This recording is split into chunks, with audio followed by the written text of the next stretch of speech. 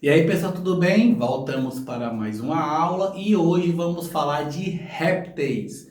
Vamos falar de todas as suas características, a divisão de grupos e a importância que eles têm no meio ambiente. Estão prontos? Então vamos lá. Então, claramente, como nós estamos focando numa questão evolutiva, fica um pouco claro de nós entendermos que se os anfíbios vieram dos peixes, os répteis vieram de quem? Qual foi a sua origem básica? Dos anfíbios. Só que claramente esses dois grupos têm características bem distintas. Então o nome réptil vem de rastejar. Então assim que eles nascem, basicamente eles já andam e com características de andar com membros inferiores tetrápodas, curtos, mas andando, ou não ter esses membros, mas desde o início da vida ele já é um tetrápoda. Já é um tetrápoda. Já no caso dos anfíbios, não, né? A maioria tem uma fase larval aquática. Dentro da vida dele, eles passam a ser tetrápoda. Além disso, quais são algumas características distintas que a gente pode diferenciar esse grupo, que acabaram ajudando a sua conquista terrestre, né? Inicialmente, a pele, né? A pele é queratinizada, sem glândulas, ou seja, eu não tenho perca de água para o ambiente, isso é muito importante. Os anfíbios não podem muito se afastar de corpos d'água, os répteis não, né? Eu já tenho aí uma pele independente da água.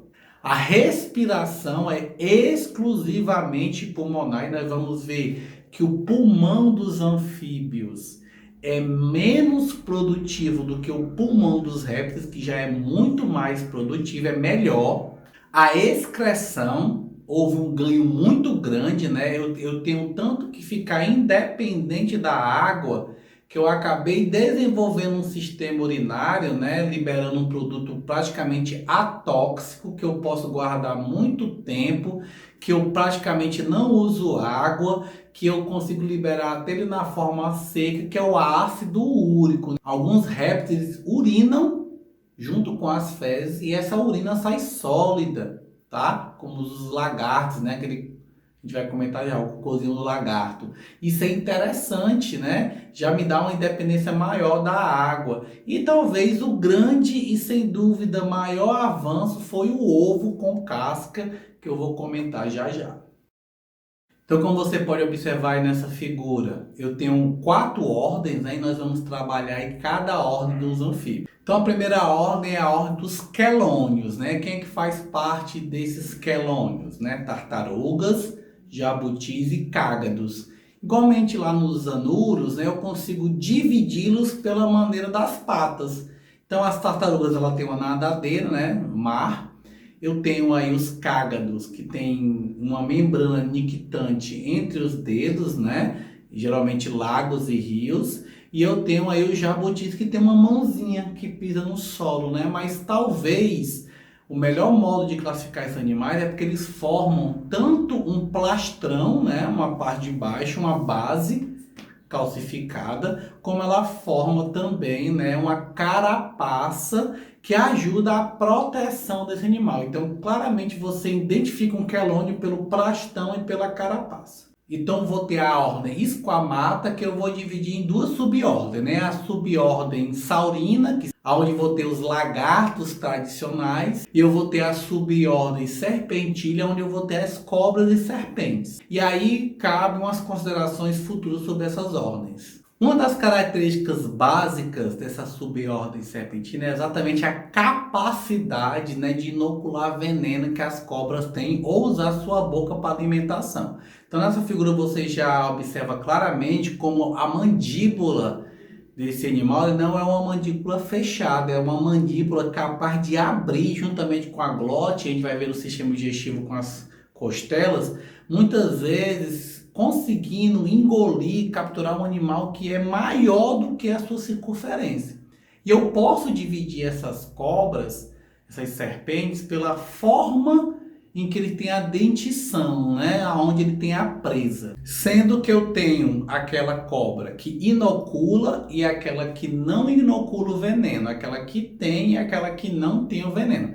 Você pode observar nessa foto, né? Onde eu tenho aí a glândula de veneno, o canal e quem vai inserir o veneno na presa, né? A dentição. Ainda eu tenho mais dois comentários a fazer sobre as focetas loreais e sobre o órgão de Jacobson, que são utilizados por esses animais para ajudar na caça. Então, por exemplo, eu tenho um grupo de serpentes que são classificadas como aglifas. O que é que são essas cobras? São aquelas que não têm um dente específico para inocular veneno e tem a dentição totalmente igual, né? Então, esse tipo de animal, ele vai ter uma capacidade de um tipo de presa específica. Ou seja, eles vão ter que procurar outras táticas, como a jiboia, para capturar sua presa, né? A jiboia ela não morde e mata ninguém envenenado. Ela enrola a presa e quebra, né? Mata a presa por aperto. É uma tática diferente. Eu tenho as cobras opistoglifas, que são aquelas em que a presa inoculadora de veneno está na parte de trás. E esse veneno, no fundo, ele é escorrido por essa presa. Então eu tenho cobras que vai lhe morder, vai deixar uma marca, né, maior um pouquinho posterior no final da dentição, mas que teoricamente esse veneno ele não é inoculado profundamente, ou seja, muitas vezes não chega nem na sua corrente sanguínea, onde a letalidade desse veneno ele vai ser menor, gerando assim a obrigatoriedade de esse animal pegar presas pequenas para que esse veneno seja mais efetivo. Eu tenho as cobras protenoglifas, que são aquelas que tem dente fixo, ou seja, o dente não se retrai, ele sempre vai ficar naquela postura. Então, a partir do momento que ele quiser pegar uma presa, ele já está com o dente pronto, ele já abre a boca e inocula. E os dentes são grandes, canais profundos, objetivando que o veneno caia na corrente sanguínea e esse veneno vai ser muito mais efetivo, são muito mais perigosos. E aí nós vamos para o pior grupo, as cobras solenógrafas. Que cobras são essas? São aquelas que os dentes são longos e protáteis, ou seja, ela consegue ter dentes enormes, o predador não vê esse dente porque ele está recolhido, e a partir do momento que ela abre a boca é que aquele dente aparece. O dente longo inocula o veneno mais profundamente, que cai na corrente sanguínea e é mais efetivo. Então nós temos aí o exemplo da cascavel, jararaca e surucucu, que são cobras altamente peçonhentas, perigosíssimas. Ou seja, o tipo de dentição e o tipo de profundidade são determinantes para a efetividade do veneno dessas cobras. Eu tenho a ordem crocodiliana, né, que vai agregar jacarés, crocodilos, gaviais, que são um grupo bem específico, né? Na hora da circulação a gente vai ver que ele é um grupo que tem suas particularidades. E a ordem Rhincocephalia, que só tem um integrante, é um lagarto específico lá da Nova Zelândia, que ele tem particularidades bem específicas em relação aos outros animais do grupo, né? Para ele não cair lá dentro dos esquamatas, que faz com que ele seja um animal isolado, bem característico de animais endêmicos de um local. Ele tem características únicas, muito provavelmente geradas pelo isolamento geográfico. Então vamos falar um pouquinho do revestimento, né? Qual é a vantagem de eu ter um corpo escamoso?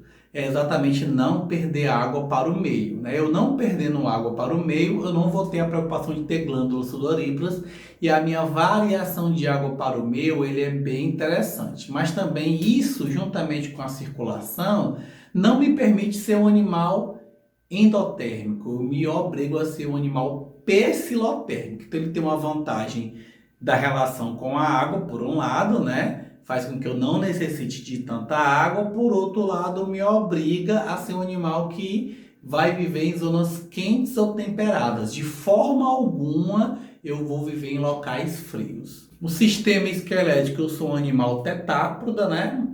Eu sou um animal tetrápoda, mas as cobras não têm patas, mas elas tiveram em algum momento da história evolutiva, tá? Elas ainda têm brotos. Como você pode ver aí no esqueleto, ela não aparece, mas quando você vê no desenvolvimento embrionário, eu tenho ossificações que lembrariam com situações que me fariam ter uma pata. Mas, por questões evolutivas ou religiosas, que a Bíblia diz que foi Deus que tirou as patas da cobra, né? Elas deixaram de ter patas por escolha evolutiva. Sistema digestório completo, boca e cloaca, né? Ânus, no caso. São animais, na sua grande maioria, carnívoros, né, ou herbívoros, então o intestino ele vai variar um pouco de tamanho dependendo do que eu me alimento. Tem o fígado, pâncreas com digestão completa, um animal bem evolutivo no sistema digestivo. A respiração, cabe uma observação, né, no sistema respiratório, você aí tem um comparativo, né, de um saco aéreo pulmonar de um anfíbio, né, praticamente sem reentrâncias, né? Um saco com pouca capacidade de hematose. E ao lado você vê aí um sistema respiratório de um réptil, aonde você já vê muito mais reentrâncias, né? Gerando assim uma independência no sistema respiratório. Eu não preciso mais de respiração aquática, eu me concentro apenas na respiração aérea, porque eu tenho capacidade para isso. Até mesmo porque na questão de pele, eu não tenho mais uma pele lisa e terra como um anfíbio para precisar da respiração cutânea. Então eu já me livrei da cutânea, diferente do anfíbio que precisava da cutânea. Agora eu só preciso da respiração aérea pulmonar, que é suficiente para mim. Sistema circulatório. Aí eu vou ter duas situações interessantes. Eu vou ter o sistema circulatório dos não crocodilianos. Quem não é jacaré, crocodilo ou gavial, entra nesse grupo agora que eu vou falar, que é um coração com 3 cavidades, muito semelhante ao dos anfíbios.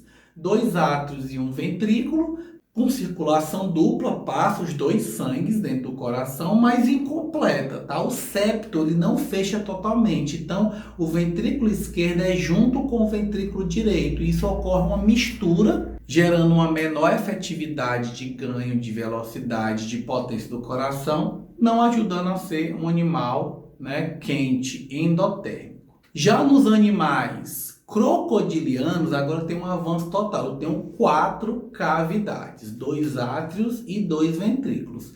Dentro do coração não ocorre mistura. Então o lado direito só carrega sangue venoso, o lado esquerdo só carrega sangue arterial. Beleza, tá ótimo, né? 4 cavidades é um avanço muito grande, um avanço até mesmo dentro do próprio grupo, mas aí eu tenho um problema. No caso desses anfíbios, eu acabo fazendo com que esse sangue não se misture dentro do coração, mas se misture lá no septo de Panysa. Isso, na verdade, é uma questão até mesmo evolutiva, né? A partir do esse septo de Panysa, ele controla quando o sangue se mistura ou não. Quando eu quero ter mais oxigenação do sangue, eu fecho o septo de Panysa e aí não ocorre mistura e eu consigo passar mais tempo debaixo d'água, ter mais oxigênio nos tecidos, beleza. Parou, fui para a areia, digerir o alimento, posso economizar energia, abro o septo de Panysa, ocorre a mistura do sangue venoso com sangue arterial,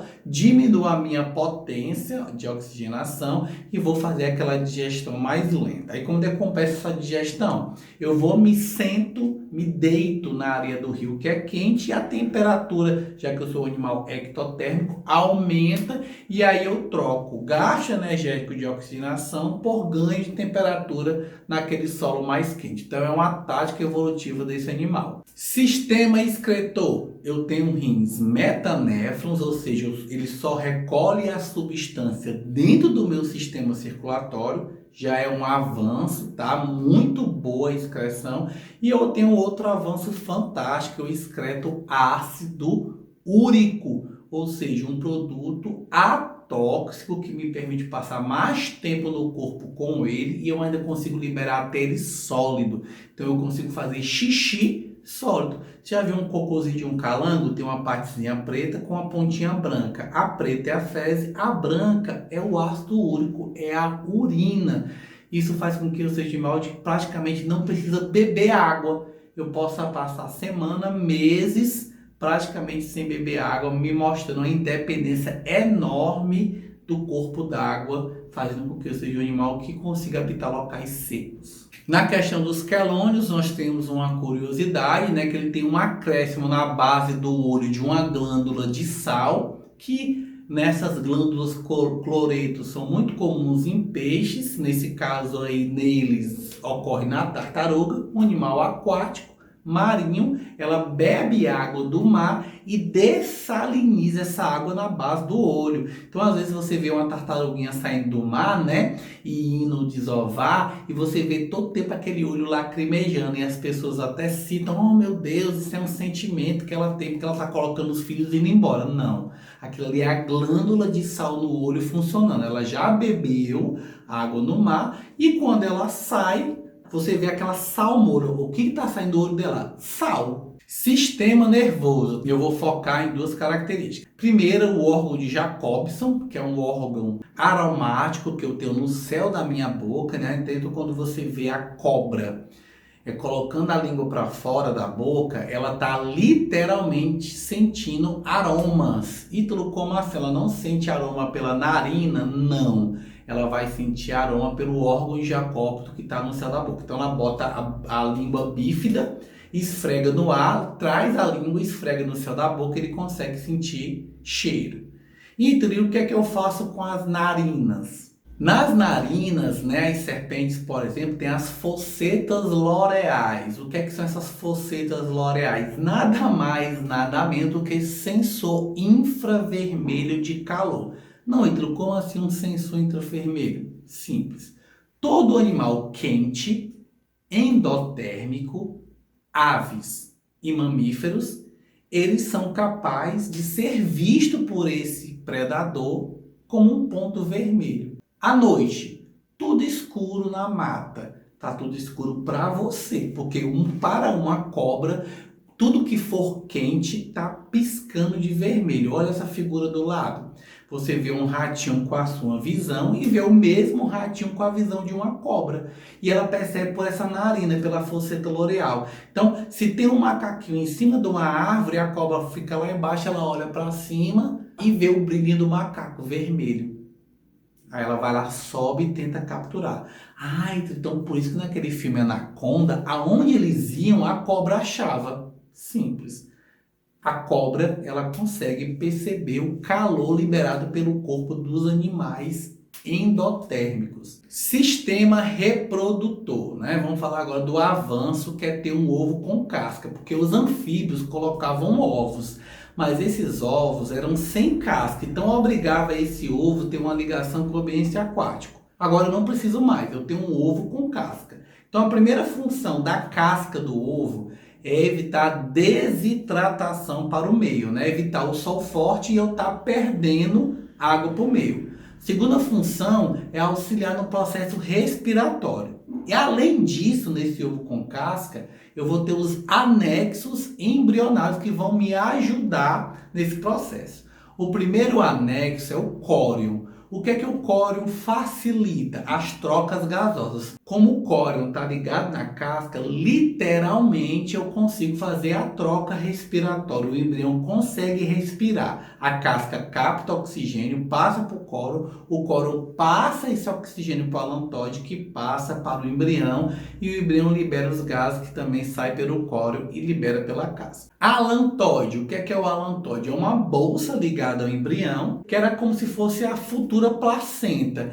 Ela está ligada à excreção de liberação nitrogenada, no caso de ácido úrico do embrião. Então, nesse caso do anfíbio, né, ele vai liberar o ácido úrico para o alantóide libera esse ácido úrico para o córion e o córion libera pela casca. Então, ocorre aí na questão do alantóide a troca nitrogenada entre o meio. Âmnion, né, que lá no ovo você vê como a clara. O que é que o âmnion serve? Primeiro, ele serve para impedir impacto. Se esse ovo se mexer e o embrião não bater na casca e quebrar a casca, então é como se fosse uma gelatina que diminui meu movimento. E segundo, ele evita desidratação, né? Se esse ovo for exposto a calor, ao sol forte, essa gelatina, né, essa clara de ovo proteica, ela vai fazer com que você evite dissecação para o meio, mantendo sempre o embrião úmido. E por último, e não menos importante, pelo contrário, ele tem uma importância muito grande, né? Que é o saco vitelínico, a famosa gema. Qual é a função dela? Nutrir o embrião. Então, ela é uma reserva de gordura que vai alimentar e ser utilizada pelo embrião juntamente com o âmnio, que também vai servir de algum tipo de alimento em algum momento, para o desenvolvimento proteico, o desenvolvimento alimentar energético do embrião. Vai fazer o embrião crescer. Alguns animais eles consomem todo o saco vitelínico, outros consomem parcialmente o saco vitelínico. Ou seja, acabou o saco vitelínico, é hora de nascer, senão você vai morrer de fome. Bem, pessoal, essa foi a aula de hoje. Agradeço a atenção de todos. Falamos aí sobre répteis e algumas características. E na próxima aula nós vamos falar sobre aves e suas características. Obrigado pela atenção e tenha um bom dia.